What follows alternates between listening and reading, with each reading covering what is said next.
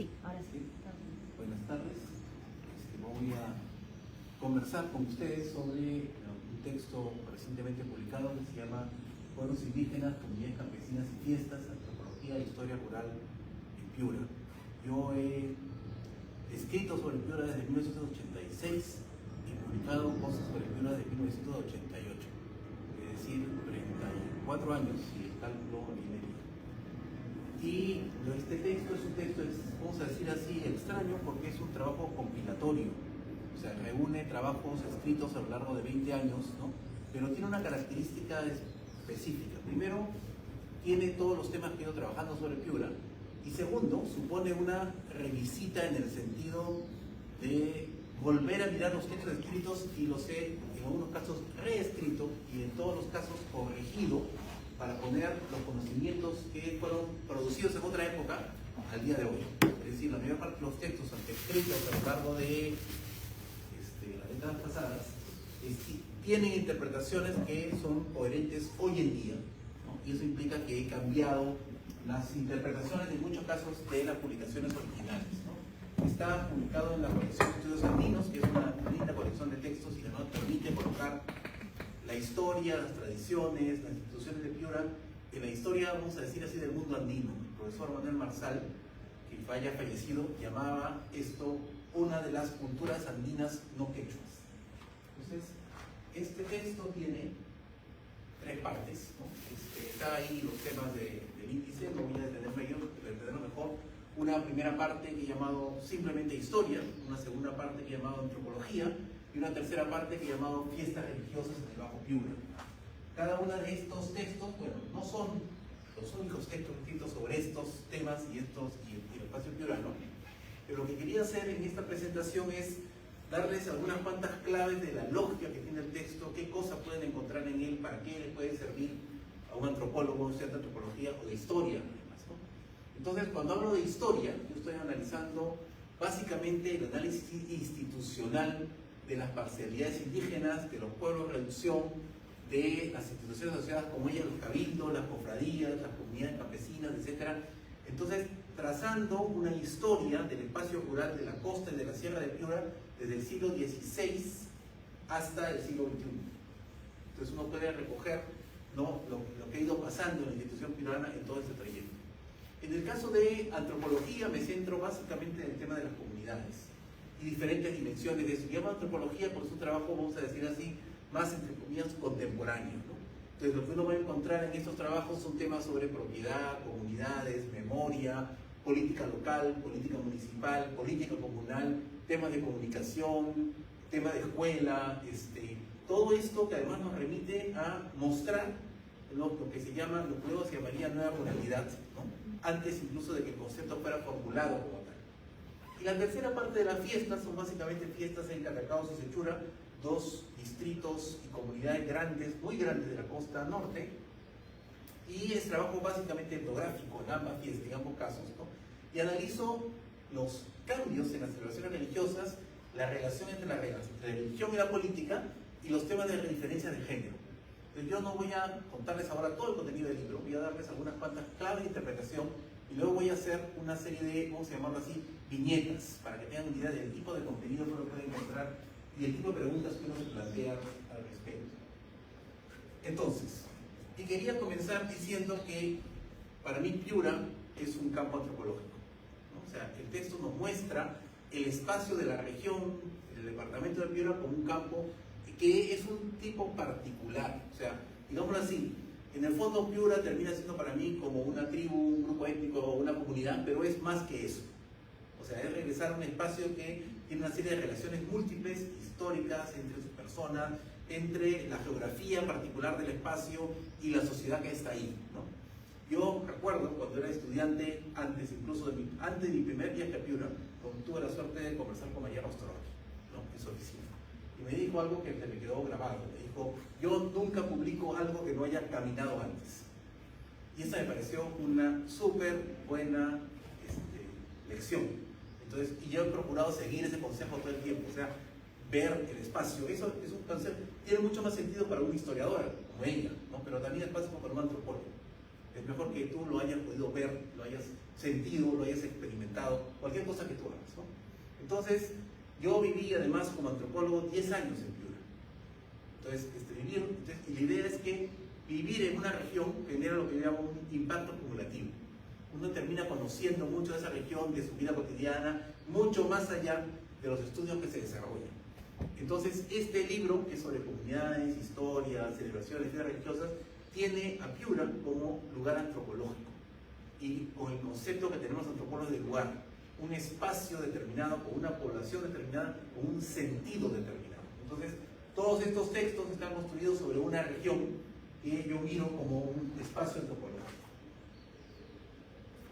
Ahora bien, eso en el texto, ¿no? Tengo una serie de, vamos a llamar, se le voy a llamar inspiraciones teóricas y una serie de líneas analíticas e interpretativas que aparecen de manera recurrente y que proporcionan lo que podemos llamar las lógicas epistemológicas. O sea, no es como una tesis que tiene un marco teórico, ¿no? Pero hay una serie de referencias que son recurrentes, una forma de analizar y una serie de principios básicos analíticos que están en el texto y que en el fondo uno tiene que aprender a descubrir y a encontrar, ¿no? Y que hacen el texto en el fondo, aunque puede ser extraño, tiene muchos elementos de teoría repartidos, ¿no? Entre los textos de análisis etnográfico, ¿no? Entonces, entiende, para comenzar, que es un texto con una gran etnografía. O sea, el principio básico es la etnografía tal como la entiende el antropólogo, en sentido amplio, ¿no? Que busca juntar información de diversos tipos, diversas fuentes, etc. Entonces, es un texto que se construye sobre la combinación de data muy diversa y que ha sido obtenido por diferentes vías, utilizando diferentes técnicas, ¿no? Entendidas como un problema y un campo situados en el espacio. Es decir, frente a cada artículo, cada parte del trabajo tiene un problema y ese problema ha sido atacado desde varias fuentes. El conjunto del texto muestra tanto entrevistas, conversaciones casuales, data secundaria, fotografía, mapas, trabajo de archivo, interacción con expertos, en fin, una serie de fuentes que están todas ellas combinadas y que suponen además un trabajo de procesamiento de la data relativamente complejo que luego les voy a tratar de mostrar en algunos casos, ¿no? Entonces, todo este trabajo implica un trabajo de observación y de reflexividad. O sea, todo antropólogo observa y reflexiona, analiza lo que está trabajando, ¿no? Entonces, y además, lo interesante es que cuando uno es, vamos a decir así, como era yo buena parte del tiempo, un antropólogo regional, ¿no? Está regionalmente implicado. Entonces, uno está involucrado en este trabajo porque muchas de estas cosas fueron presentadas para un público local. Pero lo interesante es que el texto tiene artículos que han sido repartidos, algunos en revistas más académicas, pero otros han circulado básicamente localmente. Entonces, la idea de presentarlo aquí es que tengan otro tipo de vida, ¿no? Entonces, el tema central de todos los artículos es lo que podemos llamar la densidad etnográfica. La idea es que haya una interrelación de técnicas de investigación que permitan ilustrar, iluminar, entender un fenómeno. Entonces, como digo, observación, conversaciones, entrevistas, registros visuales, información de archivos, fuentes publicadas, etcétera, periódicos, ¿no? Registros de jueces de paz, en fin, una suma increíblemente grande cuando uno la mira en volumen, ¿no? A la hora de presentar esos trabajos, ¿no? Para poder desarrollar estos textos. El trabajo histórico tiene también sus peculiaridades, ¿no? Tiene la misma pretensión. O sea, yo desarrollo trabajo etnográfico sobre datos históricos. O sea, y eso implica densidad, ¿no? Y para hacer eso, ¿no? Tomo dos elementos, vamos a decir, teóricos, analíticos centrales. Uno es la microhistoria y el otro es la micropolítica. La microhistoria, tomada en buena parte de los trabajos de Giovanni Levi, ¿no? Y la micropolítica tomada después lo voy a presentar un poco después, pero la idea es que es sobre este espacio que se combina un montón de elementos de historia que tienen que ver incluso con la duración de los fenómenos en las lógicas que presentaba Fernán Brodelli. Fenómenos de corta duración, de mediana duración y de larga duración. Entonces, es una combinación entre profundidad histórica y gran densidad y proceso de transformación en el tiempo a diferentes velocidades.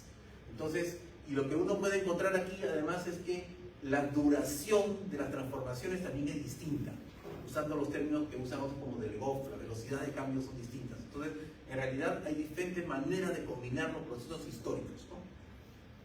No he puesto el título, pero para el trabajo más bien analítico y de los temas de fiestas y de simbolismo, yo uso tres instrumentos, digamos así. Los trabajos de Manuel Marsal, Universidad Popular, los trabajos de Millones sobre la interpretación de la fiesta y la lógica de las imágenes, de los santos, etcétera, y la visualidad, y los trabajos de O'Donnell, que utilizan la lógica de las viñetas como elementos ilustrativos del análisis social. Entonces voy a tratar de mostrarlo esto con algunos ejemplos. A ver, les decía que hay todo un elemento de microhistoria, ¿no? Y el tema central de la microhistoria, presentada por Giovanni Levi en ese libro magistral que se llama El poder del pueblo, es que hay que generar densidad de la información, de la data, de un espacio determinado. Y eso supone combinar diferentes tipos de fuentes de tal manera que uno pueda literalmente reconstruir la etnografía del espacio local, ¿no? Lo segundo es la micropolítica, ¿no? O sea, y un antropólogo se basa en el trabajo en las relaciones cotidianas, decían mis profesores, cara a cara, ¿no? Entonces, uno se relaciona así con las personas, pero creo también que se puede relacionar así con los documentos. Implica la lectura del documento como si estuvieras enfrentándote, entre comillas, a otra persona y dialogaras con esa persona, entendieras qué está escribiendo, por qué lo está escribiendo, colocándote en el lugar del otro, ¿no? Y la lógica de eso se encuentra también en el tipo de relaciones que se construyen tanto en la presencialidad como en la relación entre personas y documentos y de personajes que aparecen en los documentos, que también están estableciendo relaciones específicas entre sí. Cuando un cacique se pelea contra sus indios, ¿no? Es una posición relacional. Cuando una persona intermedia con otro es una posición relacional. Entonces hay que entender eso en esos términos, ¿no? Entonces, y el tercer elemento más o menos central en esto es un elemento de Lecky, que busca combinar los fenómenos locales con los macro procesos más generales. Entonces, micropolítica, microhistoria y combinación de lo local y lo global, ¿no? Son tres elementos que juntan todo el texto y que en el fondo le dan lo que juntan la gran cantidad de artículos que están ahí es la política como trasfondo, la política y lo político. En el fondo son textos sobre antropología política, casi todos. Hay elementos de economía, de transformación, de educación, pero lo central es lo político. Y en ese análisis de lo político hay un trasfondo, vamos a decir así, un sustrato que viene básicamente de la antropología política británica, de los trabajos en las versiones, vamos a decir, africanistas, Mayer y Fortes, ¿no? Asiáticas, Leach, la lógica de la dinámica, y las revisiones posteriores, Schwartz, Darden y Taden, sobre la lógica de las dinámicas del poder. Entonces, todo este tema de poder, estructuras de poder, dinámicas de poder, transformaciones políticas, tiene este sustrato de la teoría, básicamente más de la teoría política inglesa que de la teoría política francesa. Ya. Y el texto en su conjunto muestra una serie de, vamos a decir así, de postulados. Yo diría, no voy a llamar conclusiones, pero sí aprendizaje, digámoslo así. Aportes, decían los libros teóricos de Marxismo. ¿Cuáles son los aportes del libro ya? Estos son los aportes del libro. Entonces, esos postulados cruzan varios artículos. Están presentes en algunos de ellos, pero más densamente presentados en uno o dos, pero en el fondo no son el trasfondo del conjunto del texto, ¿no? Hay una serie de, vamos a decir, aprendizajes sobre las comunidades, una serie de aprendizajes sobre el poder local, una serie de aprendizajes sobre las transformaciones en las zonas rurales y una serie de análisis sobre lo que viene a la multiplicidad de lo sagrado. Entonces, y voy a ser muy rápido en esto, ¿no? En el término de las comunidades hay todo el tema de las trayectorias históricas de las comunidades. Yo he tenido la suerte, el privilegio y la posibilidad de reconstruir historias comunales desde el comienzo hasta el presente. O sea, yo te podría contar la historia de Catacaos desde el siglo XVI hasta el siglo XXI, ¿no? Y varias otras comunidades también. O sea, podría contarte cómo se construyeron en concreto la comunidad de Tacalco y la comunidad de Cubicus, etcétera, ¿no? O sea, siguiendo sus eventos paso a paso. O sea, no es que yo no especulo sobre cómo cambió la comunidad. Podría contarte cada historia comunal por separado, con una treintena de comunidades con facilidad. Entonces, puedo hablarte sobre cómo es la trayectoria de la comunidad y cuántos elementos tiene esa trayectoria. No voy a entrar un poco más en detalle de esto. Un tema central en las comunidades contemporáneas es el reconocimiento comunal. El reconocimiento es un tema central. Voy a regresar todavía a investigar y luego desarrollo un poco más. Los procesos de comunalización son las formas como las comunidades se hacen comunidad. Es decir, las comunidades no son colectivos automáticos, son colectivos que se crean porque ha habido un proceso social que las ha creado. Y a eso lo llamamos proceso de comunalización. La historia y la memoria son centrales en construir identidad. Bueno, el poder local, voy a entrar rápidamente, la centralidad de la familia, lógicas jerárquicas versus lógicas colectivas, los temas de interés, de agencia y de equilibrio como temas centrales en la política, la lógica del faccionalismo, el equilibrio y el conflicto entre municipio y comunidad, bueno, los temas de transformaciones y multiplicidad. Voy a desarrollar algunos de estos para que podamos entenderlo mejor. A ver, mucha gente asume que las comunidades existieron desde siempre, algunos comuneros te lo dicen, ¿no? Comunidades milenarias. ¿Ya? Pero para que eso sea posible, ¿no? Tiene que haber una serie de cambios institucionales, es decir, AIUS, pueblos de producción, cabildos, comunidades indígenas, no generan una línea simple de transmisión institucional una de otra. Para que eso funcione, hay una serie de cambios que hacen que cada institución no es la misma en la etapa siguiente. Los elementos que la hacen verdad, ¿no? Son diferentes, cambian por el contexto. Es decir, los cabildos de indios no son descendientes de los AIUS.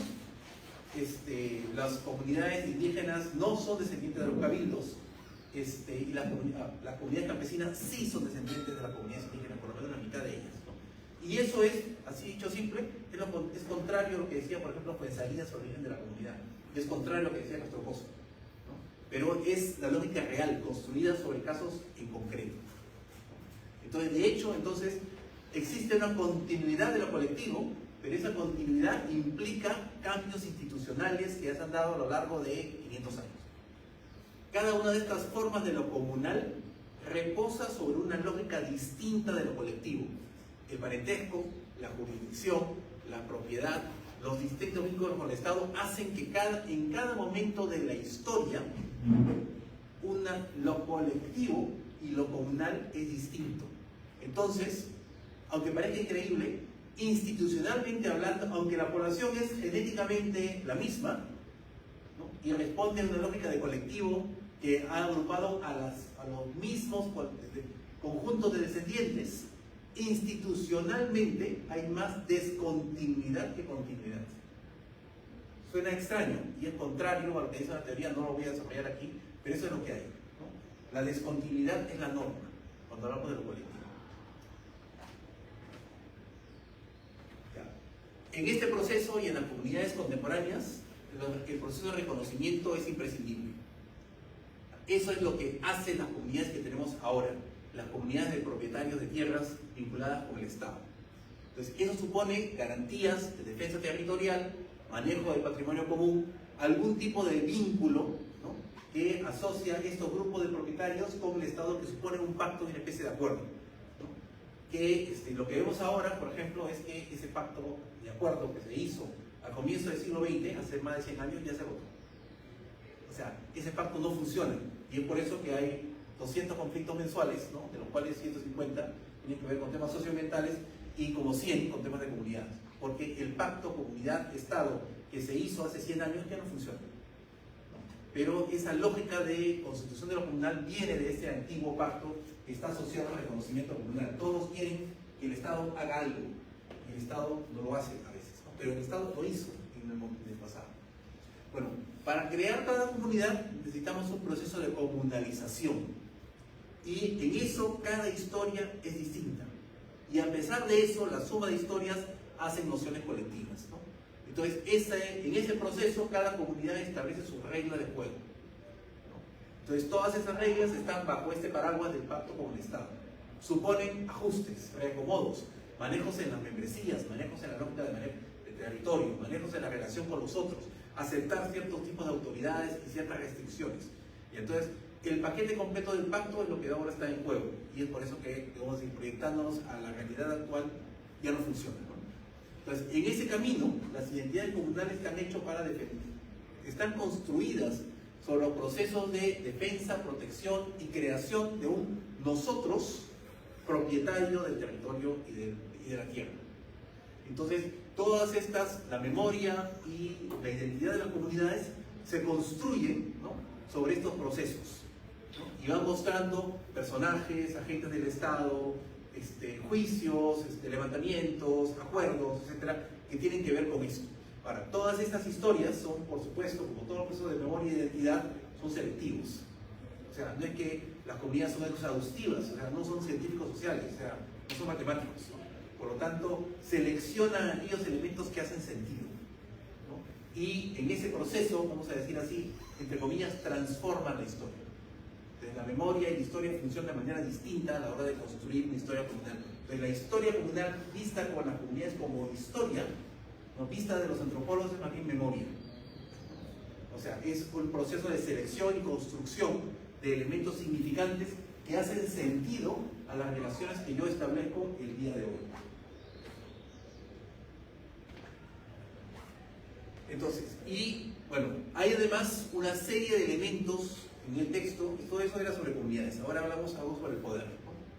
Entonces, hay el conjunto de estudios sobre la fiesta, la comunidad, los pueblos indígenas de Piura, me permite afirmar una serie de cosas sobre el poder en general, el poder en el espacio rural y el poder en los espacios colectivos, ¿no? Entonces, lo primero que tenemos que aprender los antropólogos es que en el mundo colectivo comunal lo central es la familia, y los grupos de familias, y las redes de familias, ¿no? Y los segmentos y los estratos diferenciados de las familias que se trasladan y se transforman, pero al mismo tiempo se mantienen en el tiempo. Todos los líderes comunales casi siempre tienen más prestigio, más estatus y una posición determinada. Eso va a cambiar con el tiempo, o sea, a veces la gente se va, se muere, etc. Pero en el fondo hay algo que distingue quién ejerce el poder en el espacio local. Hay una serie de mecanismos complejos que determinan quién accede al poder y cómo accede. Simplificando mucho, diría que hay dos mecanismos: mecanismos jerárquicos y mecanismos colectivos. Los mecanismos jerárquicos implican la descendencia, el estatus, la posición, la herencia. Los mecanismos colectivos se centran en los mecanismos de selección, en las elecciones, las asambleas, la confrontación de ideas. Entonces, son dos cosas que han ido cambiando en el tiempo. En el mundo, vamos a decir así, colonial y prehispánico, los elementos jerárquicos eran más importantes que los colectivos. A partir del siglo XIX y del siglo XX, los elementos colectivos son cada vez más importantes que los jerárquicos. Pero eso no quiere decir que no haya habido elementos colectivos en el pasado y que no haya elementos de jerarquía y de presente. Entonces, la mayor parte de estudios de comunidad asumen que todo es colectivo. No, o sea, lo colectivo no elimina lo jerárquico. Entonces, la idea es que jerarquía y colectividad, ¿no? Construyen un entramado mucho más complejo.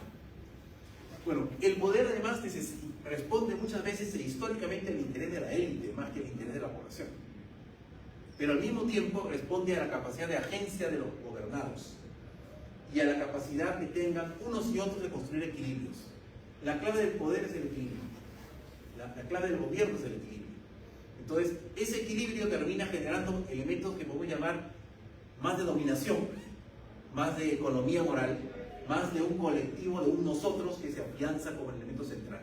Entonces, jerarquía, colectivos, equilibrio, son los temas con los cuales se construye el poder local, ¿no? En esta construcción de poder local, en todo espacio campesino, no solamente en Piura, los temas faccionales son centrales.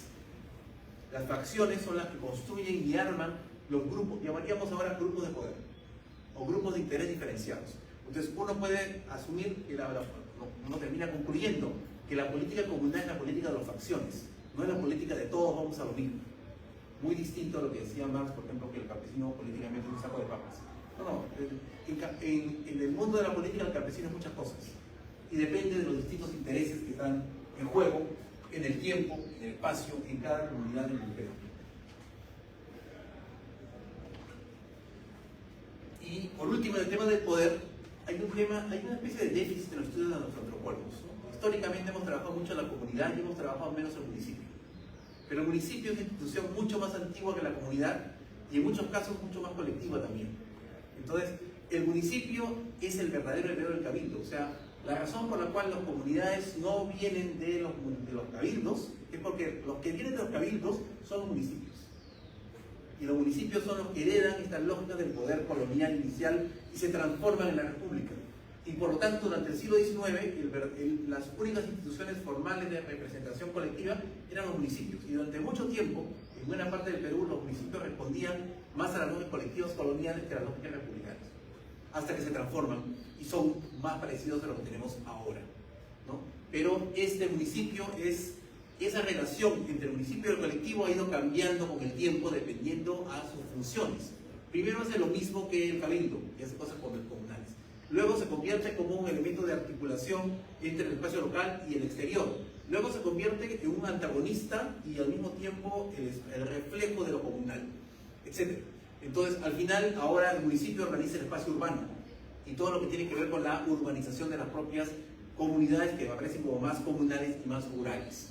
Entonces, ahora los municipios son los que tienen presupuesto, los que arman el presupuesto participativo, los que reparten los recursos. Es por eso que ahora todas las comunidades quieren convertirse en municipios o aspiran a tener un centro poblado, porque esa es la forma de relacionarse con el Estado y de vincularse mejor, ¿no? Entonces, y todo este tema de poder tiene que ver con quién gobierna el municipio y quién gobierna la comunidad.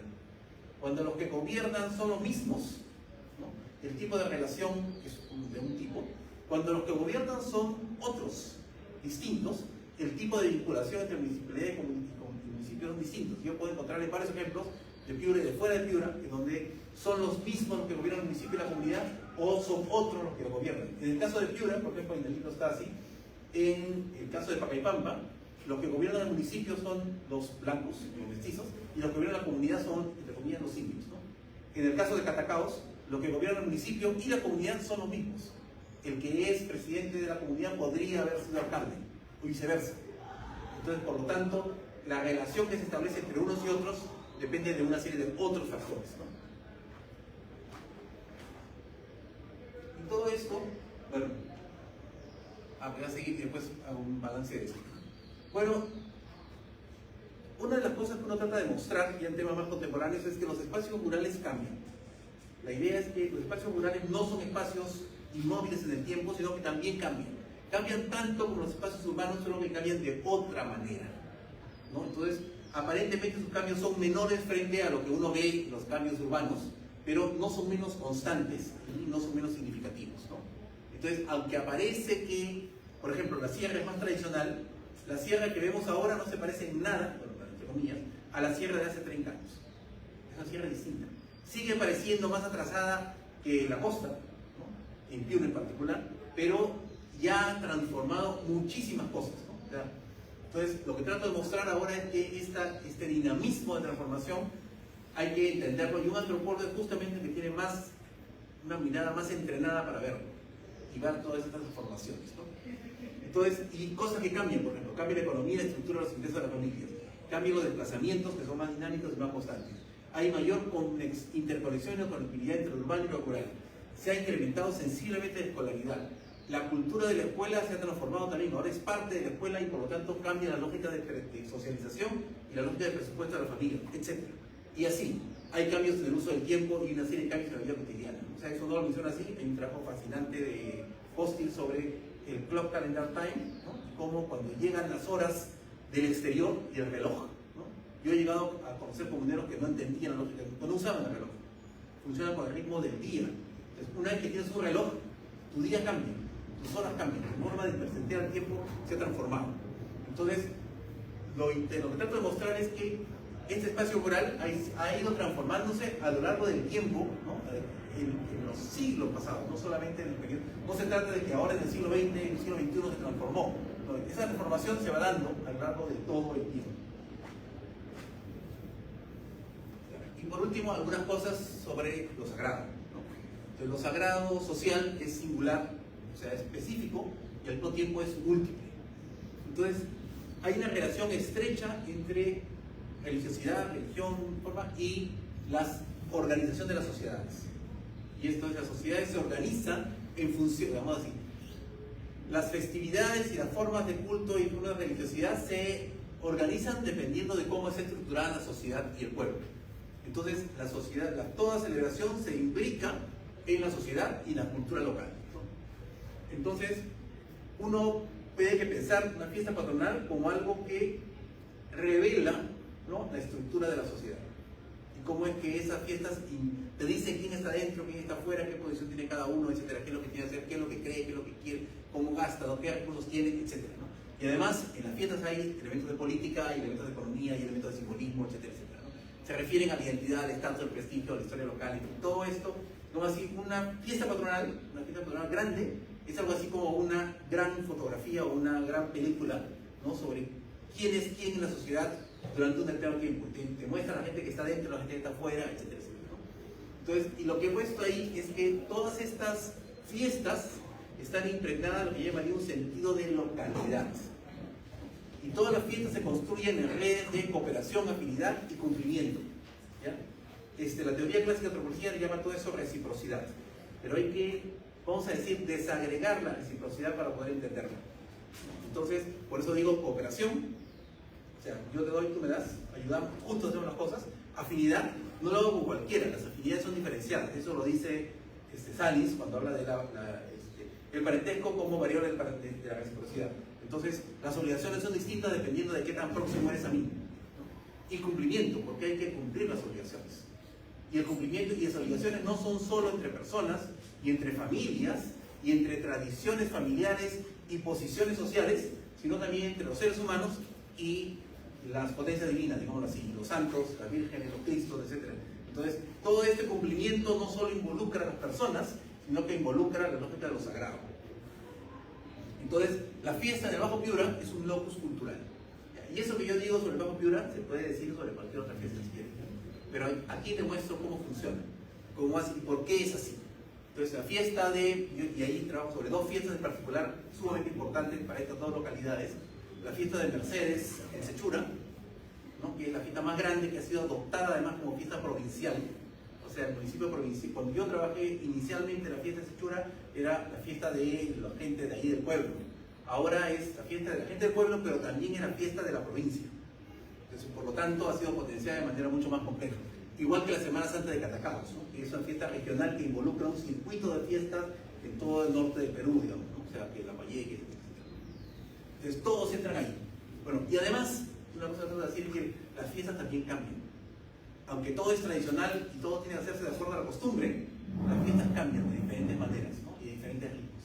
Entonces, todo esto que les he estado contando está en el texto para el caso de Piura, no es exclusivo de Piura. Por eso digo que en el fondo muchas de estas cosas son casi teoría antropológica y contrataciones de análisis social más amplios que el espacio piurano y las comunidades que he trabajado. Bueno, todo esto no se puede hacer sin los demás. De ahí no voy a poner una lista, pero hay una lista así de personas a las que agradezco esto. Hay un montón de gente a la que menciono por nombre y hay muchísima más gente a la que no menciono. O sea, detrás de este libro hay literalmente centenas de personas con las que he ido conversando, interactuando, algunos de ellos eran mi compadre, varios de ellos ya fallecieron además, o sea, etc., ¿no? Y he conocido, hay gente que he conocido de niños, otros que ya no he visto de adultos, gente con la que he interactuado, con la que he trabajado juntos, hemos ido a la misma fiesta, hemos chupado juntos, etcétera, etcétera, etcétera. O sea, hay montones de relaciones de este tipo que están en el mundo. Pero lo que yo trato de transmitir además es que yo siento que tengo también un vínculo con mucha de la gente que murió y que nunca conocí, pero que, digámoslo así, a la gente que leí no porque hayan escrito un libro sobre Piura, sino porque en el proceso lo llegué, entre comillas, a leer tanto que casi, vamos a decir, algo los conocía. Qué sé yo, Diego de Lozada Roldán, Párroco de Catacaos, siglo XVII, ¿no? Justino Ramírez, ¿no? Cura de Huancabamba, siglo XX, ¿no? Y así podría mencionar a otros, hay un personero de Catacaos del siglo XVIII, un tipo muy particular, muy entretenido, muy interesante, o sea, que además escribe, aparece en varios sitios, ¿no? Entonces, lo encuentras en diversas facetas, ¿no? Entonces, gente que, ¿cómo se llamaba? Un defensor de indios de Piura, ¿no? Azcárate, escribió un montón de textos, definió lo hizo para acá, definió lo hizo para allá, que encuentras en los documentos, ¿no? Varias veces a lo largo de un buen tiempo, de décadas, escritos de documentos. Entonces son gente con la que de alguna manera tú te has relacionado, ¿no? Y que has llegado a comprender. O sea, había un cura, ese era Nicolás García de Casasola, ¿no? Cura de Sechura, también siglo XVII, que escribía, a mí me parecía, yo lo amaba ese cura, ¿no? Porque tenía sus registros bien completos, sus registros de parroquial no solamente ponían los nombres, sino ponía al costado en qué fecha habían muerto, y tenía crónicas que contaban cosas por así, y a veces añadía cosas como, nacieron dos gemelos, pero solamente bautizó a uno porque dejaron morir al otro en el desierto, porque ellos tienen la costumbre de cuando nacen gemelos solamente dejan vivir a uno. Entonces, ese tipo de detalles, entonces por eso yo llamaba a este cura, más allá de la cosa, pero leía una serie de otras cosas que uno no encuentra, a menos que entienda y lea, vamos a decir, además, y además escribía muy bien para el siglo XVII, se leía muy bien sus textos, cosa que es bastante raro, ¿no? Ya, eso es más o menos el contenido del texto. Entonces yo quería mostrarles un poco qué cosa es lo general. Todo eso cruza varios de los capítulos del libro. Esto del poder, de la continuidad, etcétera, va cruzando el texto a lo largo de varias partes. Claro, no he mencionado, por ejemplo, hay cosas que son más históricas, como la parte sobre Gilbeck y la modernización del algodón de Piura, y los procesos de irrigación, etcétera, etcétera, que no estaban tanto en esto, pero menos comunal, también es interesante. Pero lo que quería hacer ahora, un poco para cerrar la presentación, es elegir algunas viñetas. Le llamo viñetas porque son como elementos que me permiten entrar a algunos de los elementos del contenido tomados del texto, ¿no? Y a partir de ahí poder compartir algunos elementos más al detalle. Entonces comienzo por esta, una viñeta del siglo XVII.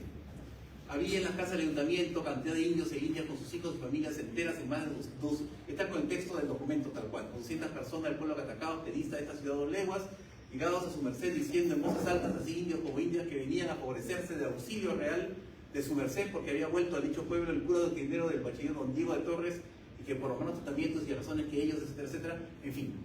Entonces es un registro, es lo que yo en su momento lo llamé la primera manifestación de protesta de los piuranos registrada en los documentos, ¿no? Es gente del pueblo que se ha movilizado a 2 leguas, que es como 14 kilómetros, que es lo que separan Catacao del centro de Piura, ¿no? A protestar porque acaba de regresar su cura, Diego de Torres, que es un tipo de bíblico interesante, al que le habían puesto capítulos que llegaron no solamente al obispado de Trujillo, sino también a Lima, y que además, como siempre hacían los obispados, le dio la razón al cura. Entonces el cura regresó al pueblo y los indios, miedosos porque del cura, se fueron a reclamar al corregidor, ¿no? Para que les dé auxilio. Entonces además registraron todos los nombres, toda la lista, toda la gente que estaba ahí, etcétera, etcétera, ¿no? Todo esto para mostrar cómo la lógica de poder, cómo el cura es un agente de poder en este espacio local. Y cómo la gente tiene lo que ahora llamaríamos agencia. Esta es una manera de protestar, o sea, eso no se llamaba protesta. Había estado en el informe de la Defensoría del Pueblo si hubiera habido defensoría en esa época, ¿ya? Pero ese tipo de cosas. Esto está en el artículo sobre el poder en Catacaos, que habla sobre el poder de los caciques, el poder de los curas, el poder de los encomenderos, todos ellos peleándose el principal recurso, los indios, ¿no? Natal Bastel decía en el siglo XVII que es el siglo del indio raro, del indio escaso. O sea, lo que hace la riqueza, y eso lo dice Guamán Poma, son los indios. Entonces todos quieren los indios. El cura quiere para que paguen diezmos, los hacendados quieren para que trabajen para ellos, ¿no? Barato por supuesto, y los caciques también porque ellos de eso viven ellos también. O sea, entonces todos peleando por los indios en estas estructuras de poder. Y en ese siglo XVII de Catacaos tiene la gran ventaja de estar recontra cerca de Piura. Y como está tan cerca de Piura, hay muchísima información sobre Catacaos. O sea, uno puede encontrar información en los archivos así al detalle. Yo podría haber hecho hasta un plano de las casas y las calles, ¿no? Sabía cuánto, porque la gente te contaba, todo estaba ahí registrado, muy tempranamente, ¿no? Y a los españoles les encantaba escribir todo. Entonces, y además se logró, por ejemplo, la relación de fiestas del pueblo, del siglo XVII, ¿no? O si no, bueno, las relaciones entre 1187 y 1115, cómo los caciques llevaban los estandartes de prestigio, ¿no? En la fiesta de Semana Santa. Y además sé que había una Semana Santa en esa época que era solamente por los caciques. O sea, toda la lógica de que todos los indios participan de la fiesta que tenemos ahora en la cabeza, en el siglo XVII era un mundo muy diferente. Los indios comunes y corrientes jamás podían tener una fiesta, no podían ser mayordomos. Ese es un cuento de la República, es una cosa de la República. No es tan antiguo como la misma gente cree. Entonces, esto nos permite reconstruir. Entonces, en Catacaos hay información suficiente para tener toda la genealogía de todos los caciques, de todas las parcialidades, de todo el siglo. Hijos de quién, cuántos nacieron, cuándo murieron, entonces, y se puede reconstruir perfectamente. Entonces, y he podido hacerlo. Entonces, unos cuadritos. Ahora, supone un trabajo de hormiga, de muchos documentos, de ir armando pedacitos por acá, pedacitos por allá, hasta que tienes un mapa de todos los caciques, cómo fueron yendo y cómo fueron reemplazándose y se apoyaron unos a otros, etc. Una cosa distinta, otra viñeta, ya un poco más, que mezcla lo contemporáneo con lo antiguo. O sea, como decía, Catacaos es una comunidad donde uno tiene elementos a cantidad de información y además es como una cebolla. siempre sacas una capa y encuentras otra capa más abajo y otra capa más abajo y vas aprendiendo muchas más cosas una tras otra, y además como las cosas entre que cambian, ¿no?, y son más profundas, vas aprendiendo cada vez más, ¿no? Entonces hay todo un artículo sobre discusión sobre la identidad, ¿no? Y la identidad se expresa en muchas capas. Somos comuneros, pero los elementos más antiguos de identidad vienen de unos mitos transcritos primero por Manuel de Arlequé y luego por Jacobo Cruz, ¿no?, que dicen que los catacaos son descendientes de dos parcialidades, que son los Memnón y los Ñarihuala. O sea, los nombres son transformados en un vocabulario ficticio creado en el indigenismo de comienzo del siglo XX, ¿no?, por Manuel de Arlequé, y que dice además toda una serie de construcción. Entonces, y además va a parecer, no sé qué tanto han aprendido o han visto esto en su curso de geografía andina, pero es igualito que los Huari y los Yocuás, que es lo que encontró Dubiós como elemento fundacional en los pueblos de la Sierra de Guarachirí. Y además supone la oposición tradicional entre pastores y agricultores, que hechos de paso existe también en África y en Asia. Entonces toda la historia de los Memnón y los Ñarihuala es una historia de pastores contra agricultores, que tienen cada uno su grupo de seres, etc. Y hay toda una construcción teórica, vamos a decir, mitológica sobre esto. Entonces yo me dediqué a explorar en el pasado qué tan cierto esto que aparece como mito en el siglo XX, qué tan cierto es en la historia del pasado. Entonces hay elementos que nos permiten reconstruir cómo se inventó, entre comillas, este cuento, ¿no? Y eso tiene que ver con la forma como se ordenan las distintas parcialidades. Entonces hay un montón de parcialidades en catacaos, había 14 en la época de la traducción, hay 10 según la estructura canónica de las cofradías de catacaos actualmente, y además hay documentos que nos permiten saber en qué momento del siglo XVIII las 10 parcialidades se organizan en dos grupos, que además corresponde un poco a la realidad, porque en el siglo XVII en catacaos hablaban dos lenguas indígenas diferentes, la lengua de los indios del valle y la lengua de los países más del norte, que era la misma lengua que los indios de Colán. Entonces, los grupos, o sea, no podía ser una comunidad, pero para comenzar hablaban lenguas diferentes entre ellos, ¿no? Entonces, pero eso hace que inventamos el cuento de que todos los que hablamos el mismo idioma venimos del mismo grupo y todos los que hablan el otro del mismo otro grupo, que no eran en realidad, pero se hace, y eso se expresa en el espacio. Encontré en un documento un croquis de cómo funcionaba la plaza y el centro de Catacaos. Entonces acá está la iglesia, bueno, para que como cultura general, todo el templo de indios tenía por ordenanza de Toledo la puerta, no puede tener la puerta principal al frente de la plaza, siempre tiene una puerta lateral. Entonces no puede saber qué pueblo era de indios y qué pueblo no era de indios por la forma como tiene la iglesia colonial. Entonces el pueblo de indios de Catacaos, el templo está aquí, la puerta principal está acá y esta puerta lateral. La plaza está acá. Entonces las esquinas de la plaza tenían nombre de las parcialidades más importantes. Y además una de las calles se llamaba la calle de Narihualá, o sea de Ñarihuala, y la otra es la calle de Menón, el otro grupo, que además ahora se llaman del Valle y Comercio, ¿no? Pero eso, entonces uno puede encontrar cómo las estructuras del mito corresponden a lo que estaba en la estructura social que luego se expresa en el espacio. Entonces, y solamente para dar una vuelta más a la tuerca, pongo un elemento de cómo definen los catacaos de la comunidad recientemente reconocida del 41 las parcialidades, que son y ahí ya no hablan de parcialidades como Menón, Ñarihualá, Mecamo, Mécamo, etcétera, etcétera, etcétera, sino Chinchao, Carrizal, Fucungará, Casaraná, etcétera, etcétera. Porque la parcialidad no es solamente un grupo singular de familias, sino que es un principio de organización. Entonces, cuando la comunidad registra su estatuto comunal en el 41, asumen que lo que organiza la comunidad ya no son las parcialidades de grupos de familias sueltos, sino los espacios territorializados, es decir, los caseríos. Y sin embargo, la comunidad conserva la lógica de las parcialidades básicamente para el tema de la ritualidad, que se mantiene con las cofradías juradas que tienen hasta hoy día, con todo este rollo de los mitos, etc. Pero ya no la lógica de espacio territorial, que es el que parece en el funcionamiento comunal, ¿no? Ya. Otra distinta, que es acá más clásica. En algún momento pensé en qué pasa cuando los cabildos coloniales pasan al periodo republicano.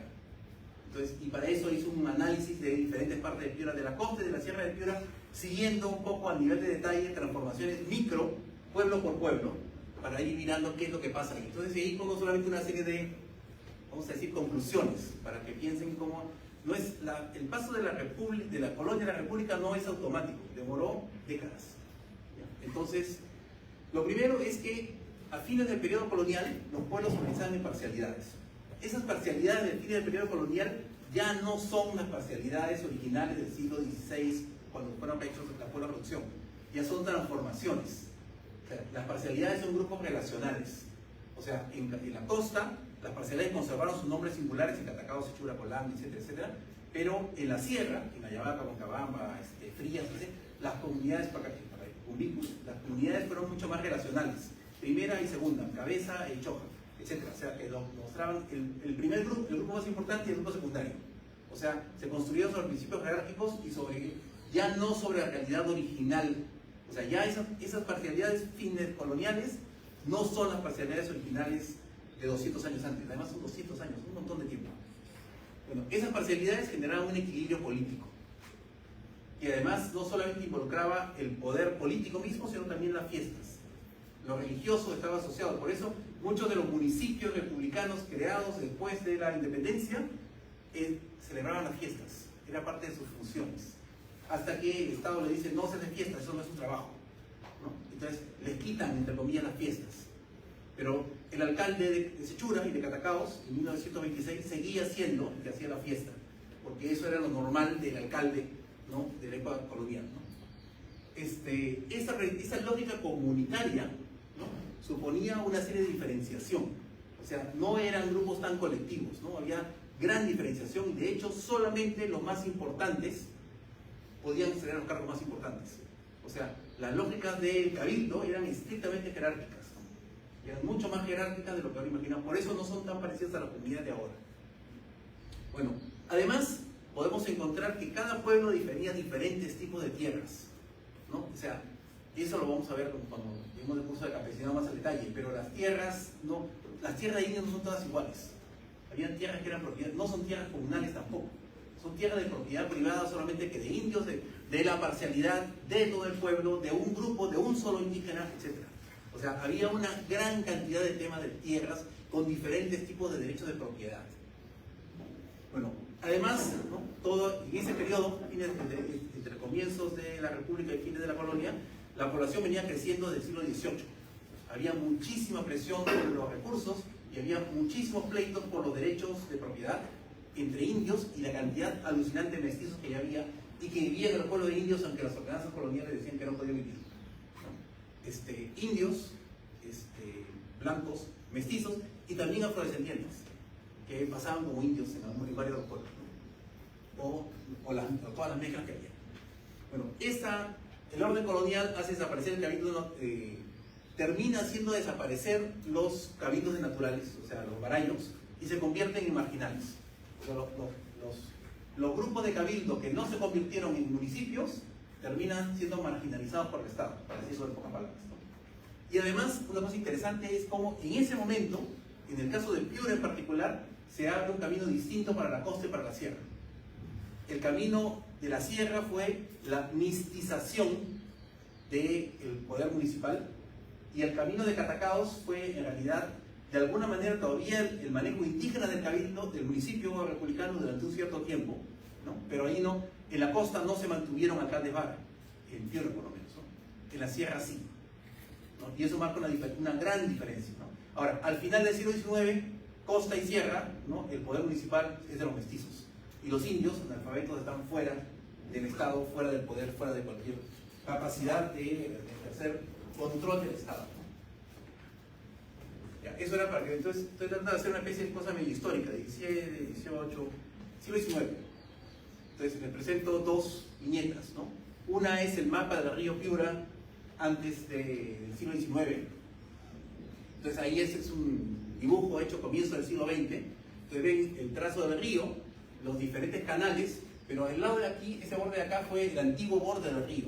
O sea, el río de Piura se conocía en Piura antes del proyecto Chira Piura como el río Loco, porque era un río que se secaba en la época de verano, digamos, ¿no?, y reaparecía en la época de invierno a partir de las lluvias que vienen de la sierra. Eso pasa todavía en unas zonas, por ejemplo en Nazca, ¿no? Hay unos cuantos ríos en la costa peruana que desaparecen en los meses de mayo, junio, julio, agosto, septiembre, octubre, hasta fin de año, y aparecen en marzo, ¿no? O sea, en diciembre, enero, etc., ¿no? mediados de enero normalmente. Esa es una cita de López Albuja, que está en el libro de los Caballeros del Delito, ¿no? Si les interesa leer alguna literatura histórica densa, Los Caballeros del Delito es un súper libro, ¿no? Porque se describe las sociedades norteñas, incluso Huánuco creo que fue uno también, con gran habilidad literaria, digamos, ¿no? Entonces dice, río de temporada de capricho, divino y satánico, etc. Se convierte con puntos de liberalidad del pródigo, todas las maldades del bandido, todas las cóleras y desborda del soberbio y todas las jactancias del improvisado. Así como da quita, como arruina y enriquece, sin cuidarse del dolor del perjuiciado ni de la alegría del pobrecido. Siempre un poco de espanto aquí y un poco de esperanza allá, y es, según la fluctuación de su caudal, un satán o un mesías. O sea, porque el río podría ir por otra parte. Entonces tú que tienes tus chakras en diferentes partes, ¿no? Si el río viene por tu chakra, para ti es un buen año. Si el río viene por otra chakra, para ti es un mal año. Entonces, y eso pasaba. Entonces, una de las razones por las cuales Catacaos no fragmenta las tierras como otras comunidades y Sechura tampoco, es porque por el río. O sea, la historia en muchas partes es que las tierras de los cabildos se separan en muchas comunidades. En Catacaos, Sechura, Colán son las mismas comunidades que conservan casi todas las tierras, porque no se podían separar las tierras. Porque todo el mundo trataba una parcela por acá, una parcela por allá, porque el próximo año el río vendrá por otro sitio. Entonces, no voy a dejar mi tierra de aquí ni hacer ningún tipo de arreglo para privarme de la posibilidad de cultivar el siguiente año. Además, en ese siglo XIX, la gente de Catacaos tenía sombreros. Su principal fuente de ingreso era los sombreros de paja y no el algodón. Entonces, en este siglo XIX se transforma agrícolamente la sociedad, se transforma la base económica productiva, se transforman, vamos a decir, las relaciones sociales entre los grupos, porque además es el gran periodo en el cual, además de la construcción, lo que yo estoy tratando de hacer en donde escribí ese artículo, es hasta qué punto había comunidad antes que las comunidades fueran reconocidas. Cuando escribí el artículo yo asumía que las comunidades eran un dato, o sea que había comunidad. Ahora pienso lo contrario. En ese momento no había comunidad, por lo menos no como la conocemos ahora. Entonces, ese capítulo es un ejemplo de cómo se construye, cómo se puede construir comunidad. Entonces, además hay un montón de problemas por tierras. Y esos problemas por tierras no los gestionan los jueces de paz. No hay comunidad, lo gestiona una autoridad del Estado. No hay una asamblea comunal, no hay una dirección comunal. Entonces, además, ahí no se ve con la fe. Están mal hechos los tiempos, ¿ya? O sea, parece que hay 15 primeros, 51, 20, etc. No, ese es el mal indicador. Es un cuadro que lo muestro como un cuadro mal hecho. Lo que debía haber hecho es sacar la cantidad de pleitos por año. Entonces, lo que encontrarían ahí no es ese número disperso, sino que los juicios iban aumentando, lo cual es razonable. Pero además, es interesante ver quiénes se pelean. Los que se pelean no son, por ejemplo, los hermanos, son un montón de pleitos por herencia y por linderos. Los que se pelean no son los hermanos, se pelean los cuñados. O sea, entre hermanos se llevan bien, son los cuñados los que sacan la mugre, ¿no? Por herencia de los suegros o los padres, dependiendo del caso. Entonces, y además es el periodo en que empiezan a construirse la gran propiedad. En Catacaos, en Sechura, y en otra parte del Perú. Entonces, todo un texto de un individuo sin conciencia que ha decidido hacer fortuna rápida y fácil, consigue, no importa el medio, un pequeño terreno entre los muchos de los indígenas. Ese individuo extiende su cerco del hambre, hoy 2 cuadras, mañana 10, luego 50, obligando a los indígenas a huir, perseguidos por los peones armados de un improvisado sentado o por los gendarmes que casi siempre tienen su situación. O sea, para mostrar como documento de época en realidad que muestras cómo se procede a quitar tierra, ¿no? Encontré en el periódico artículos que decían: se vende terreno en Catacaos con posibilidad de ampliación, o sea, tal cual. O sea, en periódicos de la época del siglo XIX, ¿no? Bueno, pero además, ¿no? Y el registro ahí es el momento en que se expande la educación, empieza a entrar el proceso educativo, ¿no? Encontré un documento donde hablan justamente eso, de la primera promoción de estudiantes de Catacaos que terminan en la escuela, ¿no? Y además es textual: los indígenas de Catacaos, entregados un tiempo de la infancia a la recolección de sombrero de paja, sin conocer más de ver que el pago de sus tributos y en otras luces las escasas que proceden la doctrina recitada por sus párrocos, han exhibido el día 8 del presente una prueba de aplicación de inteligencia en el examen que presentaron a la Universidad Profesor Pereira Díaz, etc. Eran a las justas 14 chicos, pero era la primera vez que un conjunto de indígenas de Catacaos terminaba la escuela. Bueno, una escuela de 3 años nomás, ¿no? Concursos muy distintos a los que tenemos ahora, pero mostraba que estaba pasando algo distinto y que expresa el proceso de inserción de la escuela en varias partes del Perú, no solamente ahí. Desde el 19, en algunos pueblos capitales empieza a crecer la escolaridad. Y ese proceso no se detiene hasta los años 70 del siglo XX. Y ahora todavía continúa en la zona amazónica. Entonces, y el hecho de que la escolaridad llegue cambia las relaciones sociales en el espacio local. Ya, solamente otro tipo de viñeta distinta, ¿no? El reconocimiento comunal del que hablé antes. Hay un par de capítulos sobre cómo se reconocen las comunidades, ¿no? Uno sobre todas las comunidades de Ayabaca y otro solamente sobre el caso de Pacaypampa. Ese capítulo de Pacaypampa es un resumen de lo que fue mi tesis de maestría de antropología, que es la historia de cómo se construye una comunidad y todos los procesos internos, todo lo que significa hacer reconocimiento. Entonces yo solamente pongo los elementos que tienen que ver ahí: personeros, directivas, mensajeros, la gente que iba a la ciudad a reclamar, hacer elecciones comunales, temas de tierra, pertenencia exclusiva. Es decir, cuando uno se hace reconocer como comunidad, significa que solo va a tener tierras aquí. Ya no puedes derecho a tener tierras en otra comunidad. Pero la condición normal es que la gente tenía tierras en varias comunidades, dependiendo de con quién te casaste, de dónde desciendes, etcétera, etcétera, ¿no? Bueno, hay una historia de funcionarios. Detrás de toda historia comunal hay una historia de funcionarios del Estado. Gente que vino a medir la tierra, a resolver un problema, a hacer las elecciones, etcétera, ¿no? Bueno, temas de memoria, de construcción de esa historia de la comunidad, temas de los jueces de vara y qué pasa con las autoridades tradicionales cuando hay todo un proceso de construcción de la asamblea, todo un proceso de quién habla y maneja el castellano y quién no, y quién puede leer y escribir para ser o no ser dirigente. O sea, detrás del reconocimiento comunal hay un montón de otras cosas que entran como en una sopa, digamos, ¿no? Ya. Este está en el otro artículo, ¿no? Y además es una poesía cantada, ¿no? Que me la narró un comunero de Pacaypampa, ¿no? Y además es una historia de cómo conocí Pacaypampa, otros lugares, etcétera, etcétera, se despliegan. Y después, pero empieza a hablar, el norte se contempla el cerro del tambor, el cerro del letrero, etcétera, etcétera, les explico, señores, solo linderos legales. El señor puso en una poesía la lógica de todos los linderos de su comunidad, que hacían el recorrido. Entonces, por eso que yo lo puse en la introducción del libro sobre el reconocimiento comunal, ¿no? Entonces, además fue muy bien bacán porque ese texto, como circuló y después lo pasé por ahí, después lo escuché la poesía en una actuación escolar, ¿no? En la plaza de Pacaypampa, y el Rubén Jiménez, que ya falleció, me dijo que lo había hecho famoso, ¿no? Entonces, es una cosa bien interesante. El tipo de cosas que están detrás de lo que uno pone en un texto te remiten a una serie de experiencias vividas en el campo. Bueno, y este es un texto del mismo artículo, ¿no? Entonces, tuve la suerte, y eso es literalmente una suerte, de encontrar un documento en el cual los comuneros escribieron un libro cómo comienzan el proceso para iniciar el reconocimiento de la comunidad frente al Estado.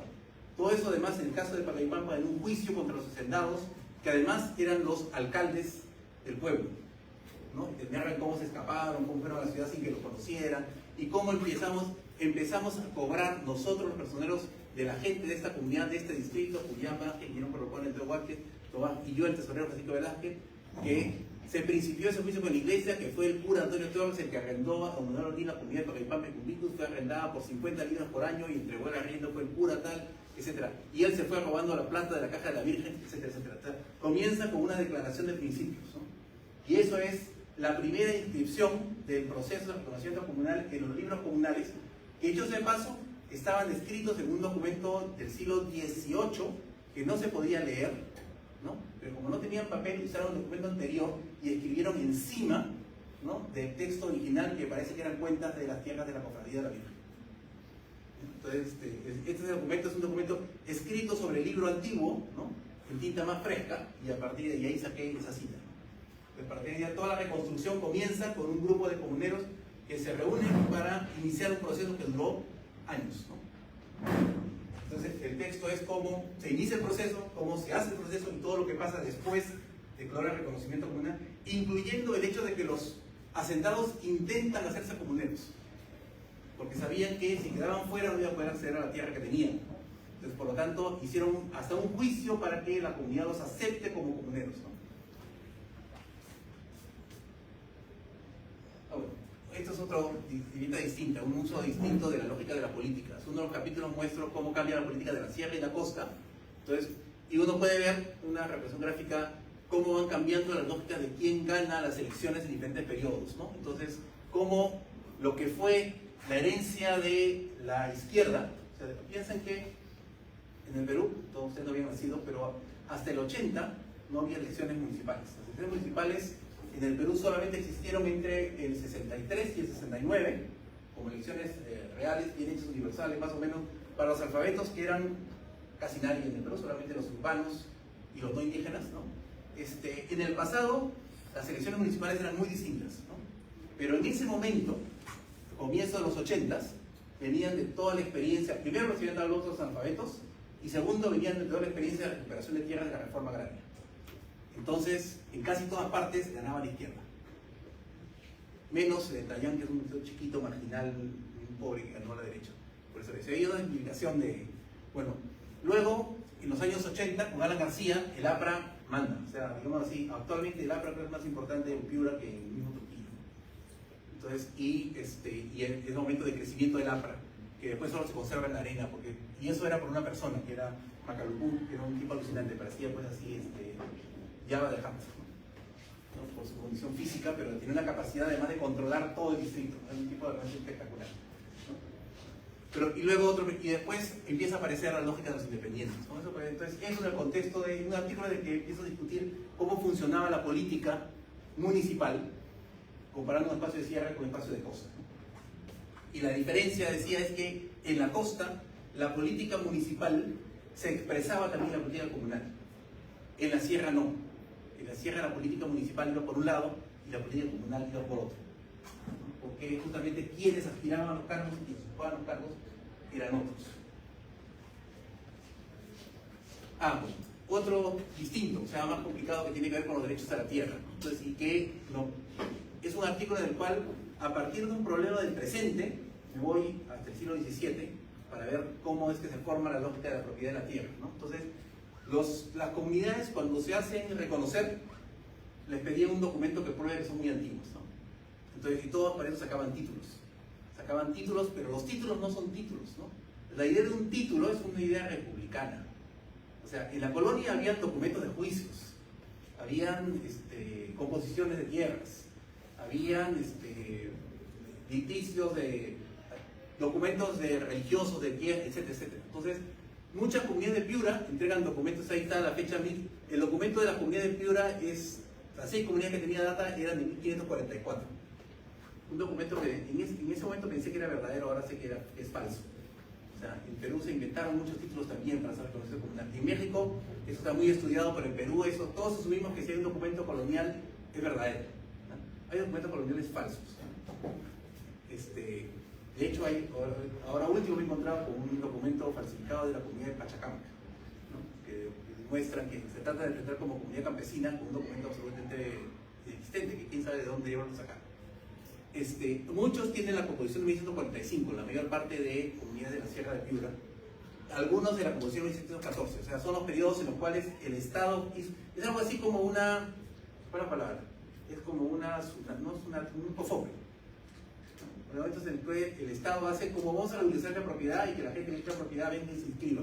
Hubo uno en el 45 y uno en el 114. Y hay varias que tienen otros años. Entonces, comenzó con los títulos, pero luego fue a qué cosa decía los derechos de propiedad de la tierra. Entonces, los derechos de propiedad de la tierra son invenciones. Entonces, ahí mostraba cómo dos grupos que tenían la tierra reconstruían hacia el pasado la historia de su parentesco. Pero cuando alguien te dice esto y mi papá, no tienes que pensar en creerle ya, porque eventualmente está mintiendo, porque está en un juicio. Los documentos que uno llega son documentos de juicio. Si ustedes ven lo que dicen ahora en los informes que hace la fiscalía, ¿no? Lo que dijo el proveedor eficaz, tal y parecido. O sea, cuando uno encuentra un documento en un juicio, alguien está construyendo una idea distinta y está defendiendo una posición. Entonces, por lo tanto, hay contradicciones en los documentos. Uno tiene a veces la ocasión de encontrar como uno dice A y otro dice B. ¿Quién tiene razón? Todos están testigos, digamos así, y dicen tal y tal, y dice esa cosa. Entonces, y la lógica de construir ahora el parentesco puede llevar a armar algo como eso. Entonces, que uno puede ver los conjuntos de propietarios de tierras, Sochabamba y Lucarqui, a Reipite, a zona de Yavaca la Vieja, todos comenzando desde los primeros caciques del siglo XVII, XVI, y llegando hasta la gente que está en el siglo XIX. A partir de... sobre los cuales uno puede decir, mira, más o menos puede ser correcto, pero no necesariamente, ¿no?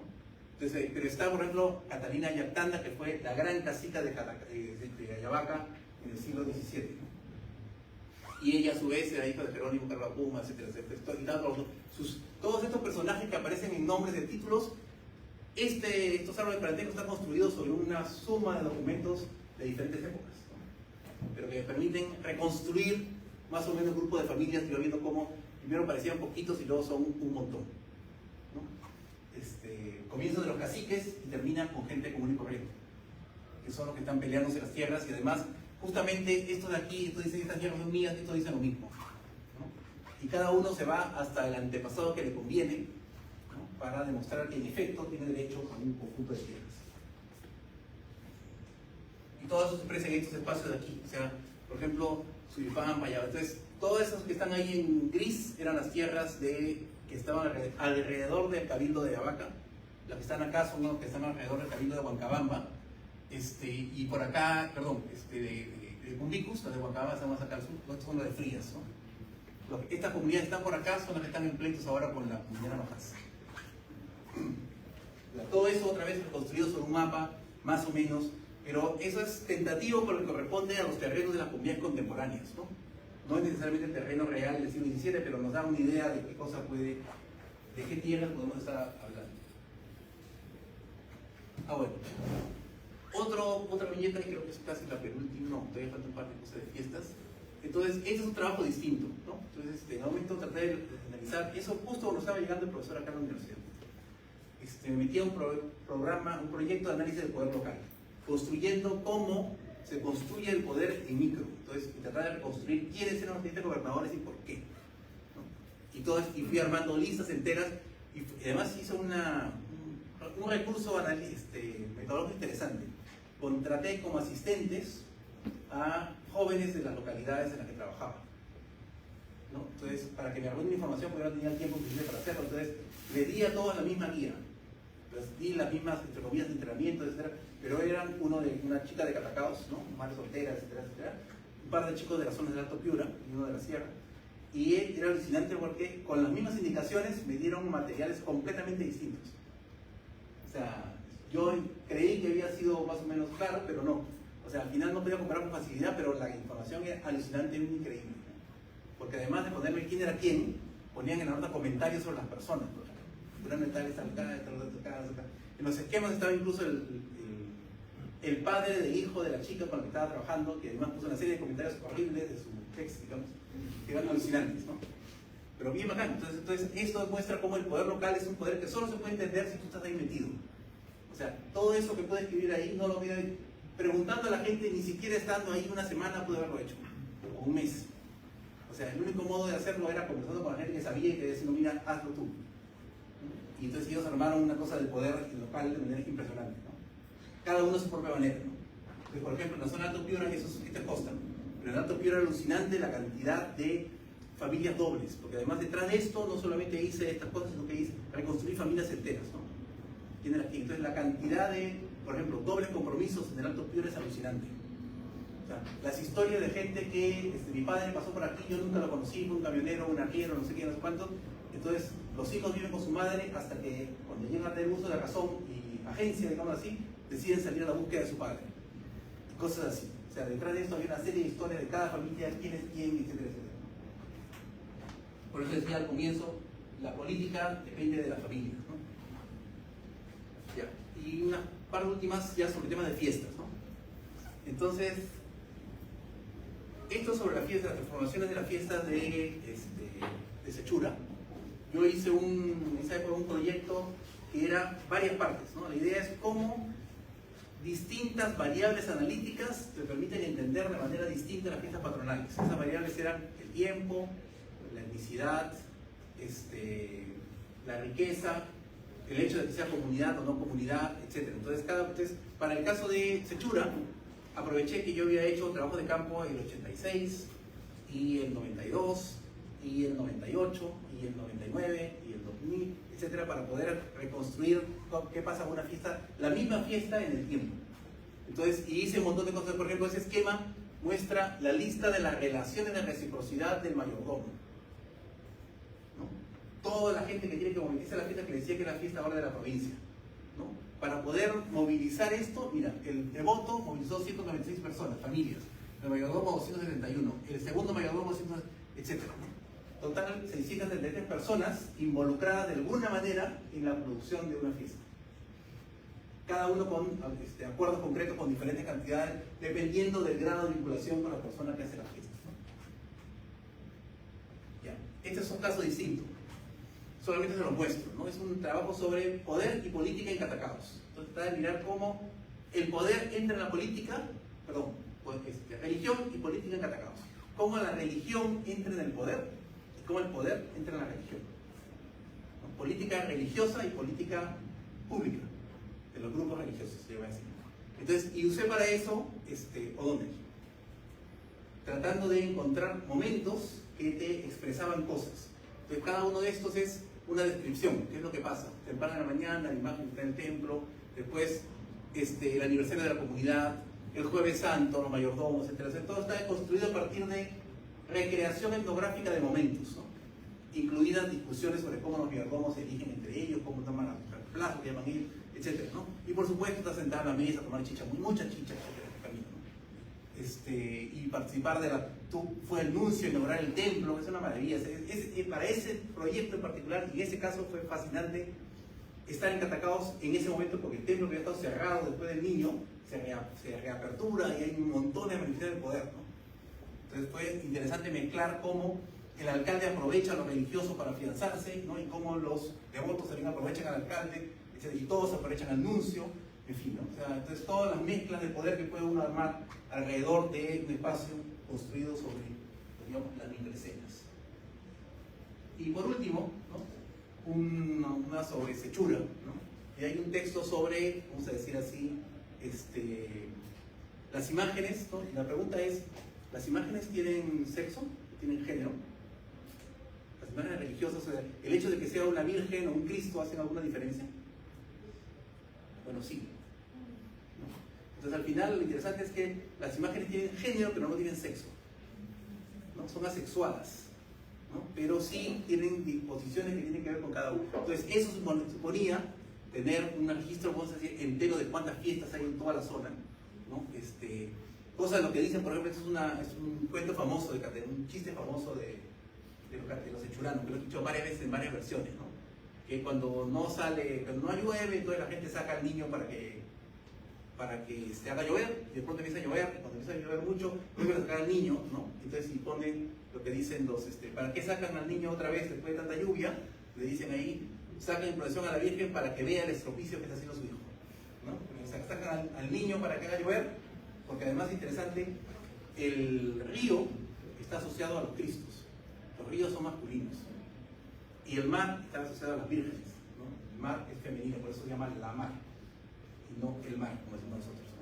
Entonces hay una serie de relaciones mucho más complejas que vinculan a los santos, el género y los fenómenos meteorológicos y la geografía, ¿no? Entonces, qué sé yo, los cerros, que en muchas partes del mundo niños son hombres, ¿no? Pero las lagunas, bueno, las lagunas también pueden ser hombres, son mujeres, ¿no? Dependiendo del origen de cada uno de ellos. ¿Ya? Bueno, eso es el punto de los santos, ¿no? Entonces, y eso tiene una lógica incluso que se ve en el propio, se veía en el altar, porque luego entró un cura revolucionario y cambió todo. Pero cuando yo hice mi trabajo de campo en Sechura, la estructura de los santos correspondía a un orden. La Virgen primero, la Virgen del Carmen, que era la más importante imagen del momento, las vírgenes al frente, el Señor cautivo frente a la Virgen de Mercedes, o sea, dos santos de igual potencia, San José y Santa Ana, el papá de Jesús y la mamá de la Virgen, ¿no? Y ahí el Cristo no sé qué y la Virgen Dolorosa, dos personas de Semana Santa, ¿no? Entonces había toda una relación, o sea, la forma como estaban los santos en la imagen, en la iglesia y de la jerarquía. Cosa que ahora, como decía, ya no se ve porque un cura cambió todo eso. Y ya, eso es. Entonces, esa es la idea de que tengan una imagen de lo que algunos se animan a leer, alguna parte del texto puedan entender.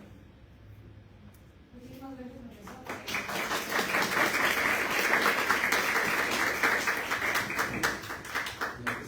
Ahora creo que podemos dar un breve espacio a preguntas. No sé si alguien de los presentes tiene algo para decir. Dos preguntas. Primero, gracias, profesor. Muy interesante. Era la mitad, que no sé si es en algún momento antes lo habrá mencionado, pero cuando habló sobre cómo las fiestas se puede ver como estas múltiples dinámicas, no solamente como fiesta de la fiesta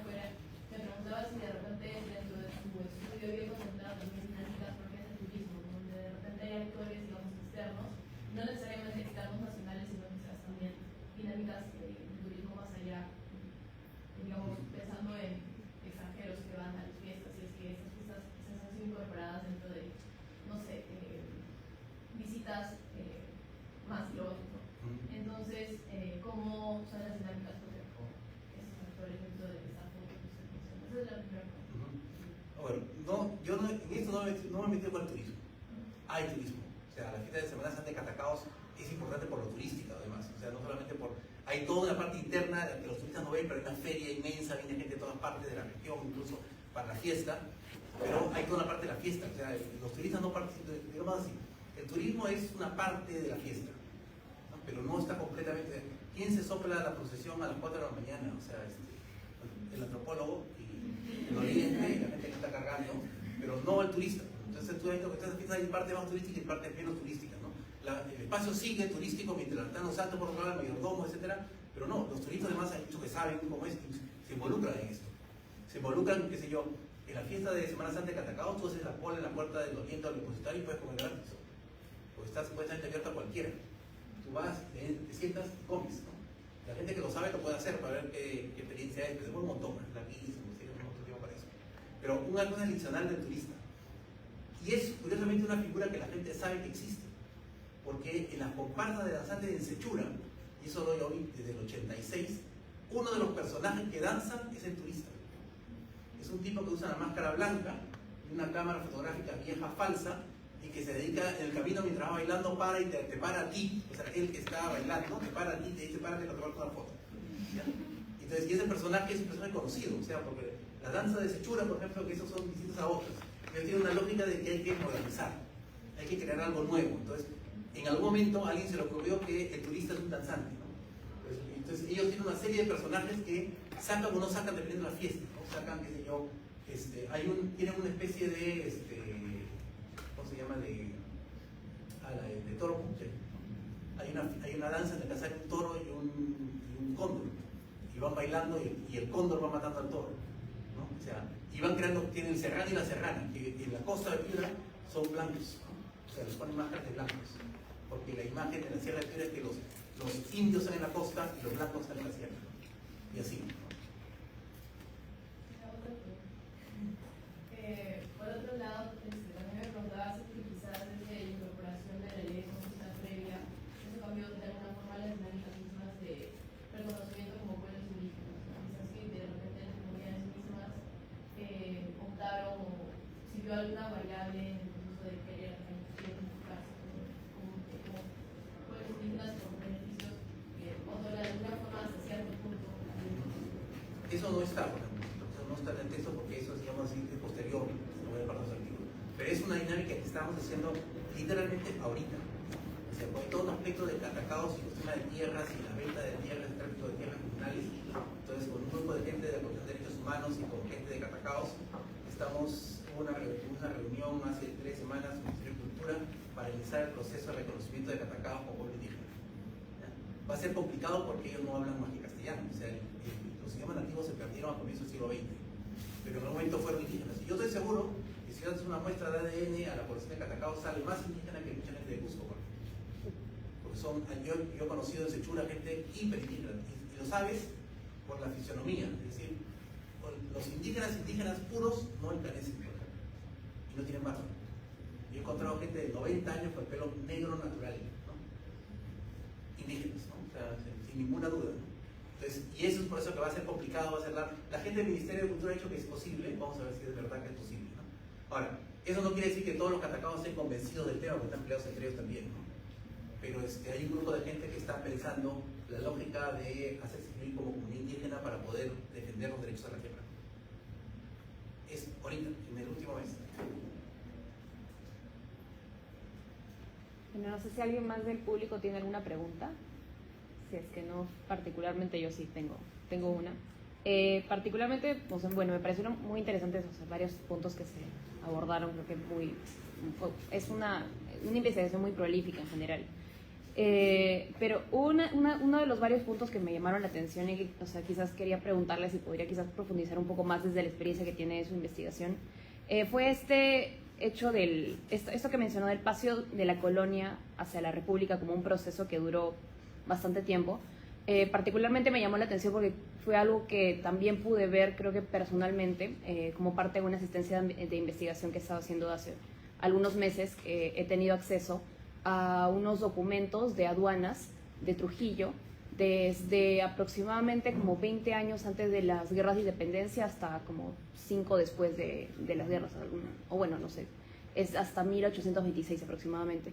Y, o sea, creo que ahí he visto bastante justamente esto, o sea, el hecho de que, o sea, en esos documentos podía ver que no había realmente, digamos, un cambio radical del tipo de administración. Era básicamente lo mismo, o sea, y eso particularmente a mí también se me hacía fácil porque podía pasar la información que había, digamos, con relativa facilidad sin tener que entender mucho la diferencia de las lógicas de los documentos. Y quería ver si es que había usted podido ver esto en algún otro documento, de alguna forma, había de alguna manera sí podía evidenciar esta En montones, situación. o sea, lo que uno puede ver en general es que los procesos sociales, económicos, políticos, administrativos no van al mismo ritmo. Es decir, tú has visto cómo hay ideas que son más fáciles de cambiar y otros más lentos. Entonces, y tú en ese trance entre colonia y república, montones de cosas se van cambiando conforme hay la necesidad o hay la disposición de hacerlo distinto. Entonces tú vas viendo, por ejemplo, los municipios, la primera ley de municipios es de 1840.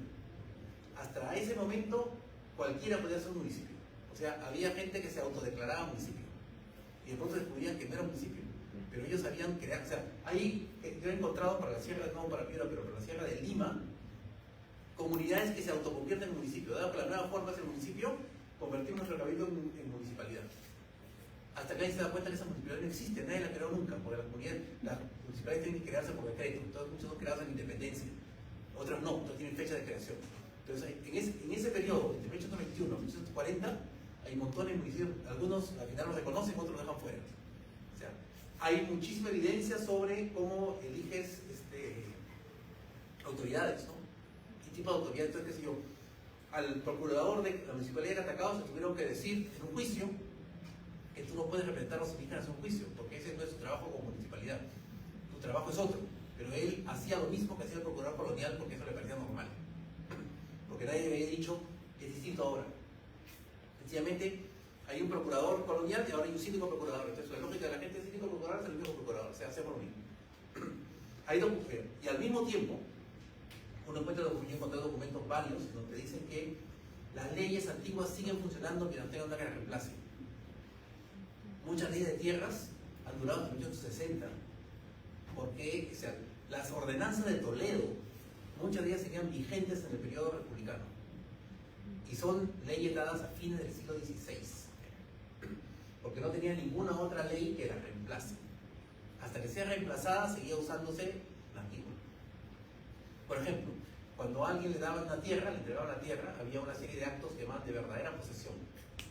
Entonces, el juez le daba la mano a la gente, entraba a la tierra que acabas de ganar en un juicio y tú te revolcabas en la tierra y arrancabas pasto y tirabas piedras y gritabas 3 veces posesión, posesión, posesión.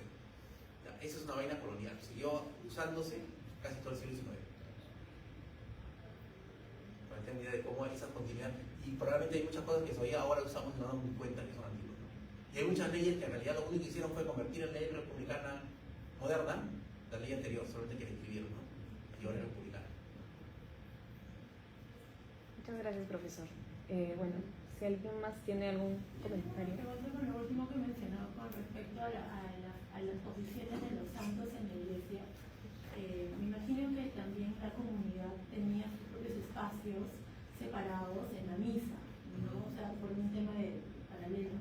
Y cuando, hablando del cambio que mencioné, decía, cuando hubo este cambio con este nuevo pastor o sacerdote, la comunidad misma, no sé si estuvo, o sea, si es parte de su estudio, pues, algún tipo de reacción, o sea, porque al cambiar la forma de los dioses, no sé si altera a la comunidad también en sus formas de ubicación, no sé, me quedé con esa duda, justo recordando el tema de los cambios, que se tomaron, no sé. No, pero en realidad yo sospecho que el cura lo hizo con permiso de la gente y respondiendo a los intereses de la gente que está, porque esa organización de los santos es probablemente desde el siglo XVIII. Entonces, esos santos no están en la posición jerárquica, tienen una lógica, porque en el mundo religioso nada es al azar, todo tiene un orden. ¿Ya? Entonces, respondía a una lógica religiosa antigua.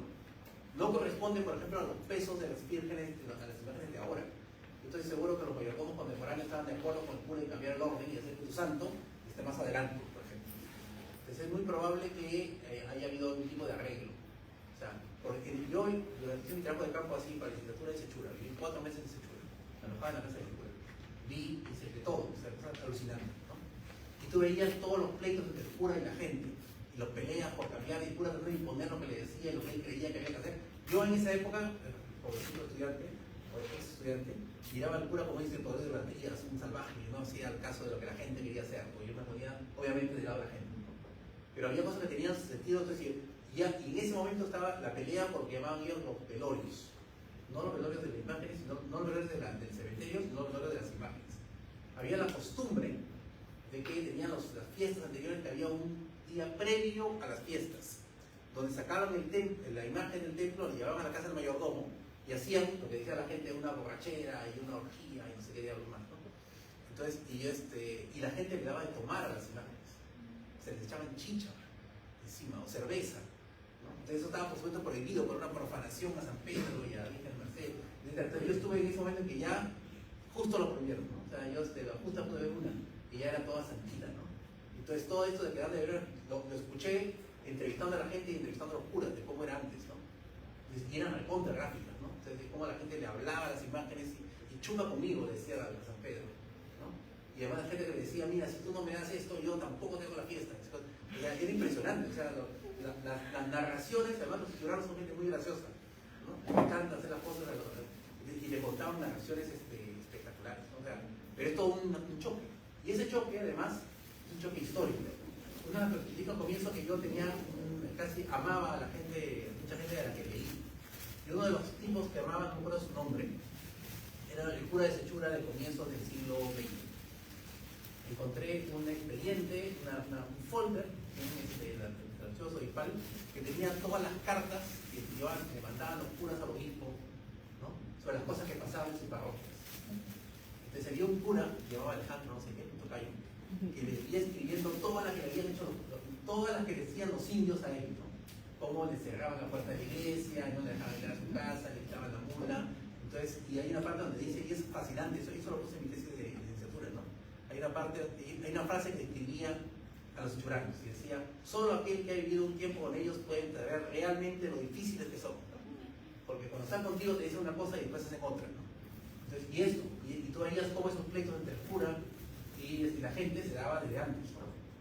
Y el cura también hizo sus cosas, ¿no? Hay un caso de escritura de cómo el cura vende una imagen del templo central a uno de los caseríos, ¿no? Entonces de esa historia hay la versión de la gente del pueblo principal, la versión de la gente del pueblo que recibió el santo, que además tienen todavía, el santo se llama todavía hoy día el Cristo robado. Y también está el juicio que le hacen al cura en el arzobispado, están las 3 versiones, ¿no? Entonces, todas recogidas de manera oral y una escrita. Y además está la historia del mismo Cristo. El Cristo había llegado en el siglo XVIII, ¿no? Donado por un indígena, del cual no quedaba registrado el nombre, pero sí quedaba el apodo. Le decían el real y medio, ¿no? Y el pleito fue solucionado en el siglo XX cuando la dueña de la imagen, una señora viejita de Sechura, que había heredado el apodo del tatarabuelo, que se llamaba la Real y Medio, donó la imagen al pueblo, al otro pueblo. O sea, todo eso para que vean todo lo que uno puede encontrar en este mundo de las relaciones sociales y los archivos. Muchas gracias, profesor. Entonces, si no hay ninguna otra pregunta, creo que... Sí, Justo con lo que comento ahora me parece muy interesante porque de hecho en el trabajo de archivo creo como ya he contado ahorita y haciendo algo también respecto a estas fuentes que ustedes posteriormente se den cuenta que tenían datos que no eran, creo que es bien como interesante pensar que cómo poder llegar a armar una historia, una narrativa a partir de fuentes que te narran diferentes verdades, digamos, como diferentes puntos de vista. Entonces, como también cómo es ese proceso dentro de la escritura misma del libro para que pueda, digamos, darle cierto peso a las fuentes, o quizás algunas así, de repente matizándolo, ¿no? Esta es hasta cierto punto una versión que puede ser utilizada dentro del libro porque la he corroborado o de repente como proviene de un libro donde de repente como podríamos incluso dudar, ¿no? Sobre su veracidad. Claro, pero eso es, o sea, es parte del trabajo, tú sumas otra fuente y miras que realmente es cierto. Pero bueno, yo un antropólogo creyendo que los títulos de Caracaos y Churacolán es verdadero, es falso. No me queda ninguna duda que es falso. Pero yo que estoy trabajando con la gente de Caracaos no les puedo decir que este título es falso, porque con eso me matan. Pero no hay ninguna duda, porque yo antes trabajé primero con antropólogos siglo XX, cosas así, pero luego yo he revisado la historia de Caracaos del siglo XVII, pero a profundidad. O sea, si eso hubiera sido cierto, esos títulos hubieran aparecido antes, ¿no? Y esos aparecieron milagrosamente a comienzos del siglo XX. ¿No? O sea, además, reivindicados por un pata que era un conocido indigenista, con contactos internacionales, ¿no? Los indigenistas mexicanos y que le escribió una carta al presidente de Estados Unidos. Así que no, el tipo que sabía perfectamente lo que es inventar un documento. O sea, digamos así, él debe haber pensado, si los 60 lo hacen para quitarnos las tierras, no veo por qué no podemos hacer lo mismo nosotros para guardarlas. Así que no me cuesta nada imaginarme el guerra aquí inventando la historia. Bueno, entonces ahora sí creo que podemos dar por concluida la sesión de preguntas. Muchísimas gracias, profesor. Ahora como parte de...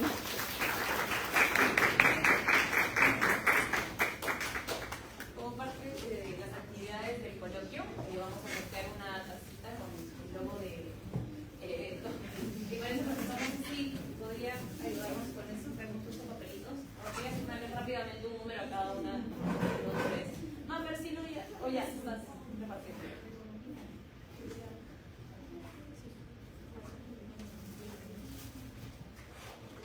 Muchas gracias por vernos. Vamos a finalizar la sesión.